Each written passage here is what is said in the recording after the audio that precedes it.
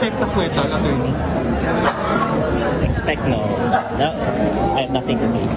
Hindi inasahan ng kampo ng mga akusado ng Priority Development Assistance Fund o PDAF scam na mahatulan silang not guilty.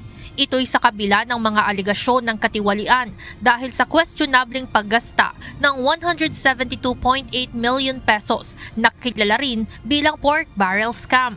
Sa promulgation ng Sandigan Bayan Special 3rd Division kaninang umaga, absuelto sa 15 counts of graft ang mga ito, partikular na sina Chief Presidential Legal Counsel Juan Ponce Enrile, dating Chief of Staff dito na si Gigi Reyes at maging si Janet Lim Napoles. Ayon sa Sandigan Bayan, bigo ang prosekusyon na patunayan na guilty beyond reasonable doubt ang mga akusado. Dumalo via online conferencing si Napoles dahil nakakulong pa rin ito sa Correctional Institution for Women. Gayon din ang 101 years old na si Enrile na kasalukuyang nasa ospital. Matipid ang naging sagot ng legal counsel ni Enrile sa media nang matanong kung ano ang reaksyon sa acquittal.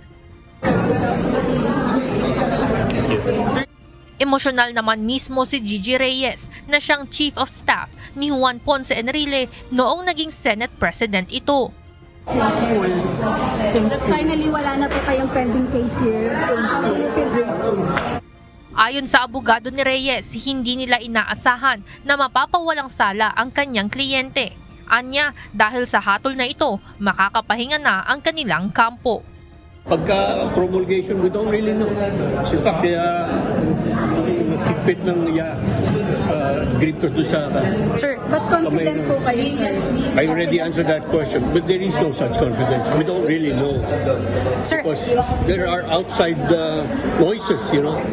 Samantala, para sa Malacanang, dapat igalang ang naging desisyon ng Anti-Graft Court. Ayon kay Palace Press Officer Undersecretary Claire Castro, imposibleng impluwensyahan ng Malacanang ang desisyon ng Sandigan Bayan sa kaso ni Enrile kahit Chief Presidential Legal Counsel ito sa administrasyon ni Pangulong Ferdinand Marcos Jr. Paano po tayo makakapagbigay ng anumang impluwensya sa korte? Korte po yan.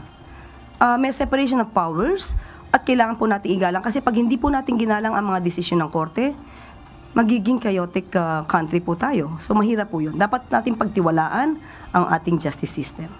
Samantala, dahil not guilty sa kasong graft ang mga akusado sa PDAF scam, inalis na ang whole departure order laban sa mga ito. Wala na ring babayarang anuman sa gobyerno ang dating Senate President at Chief of Staff nito.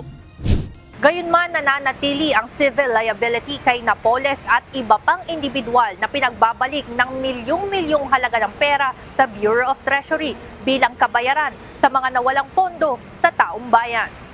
Evan Alvarez, UNTV News and Rescue. Diyos ang aming sandigan, serbisyo publiko ang aming pinahahalagahan.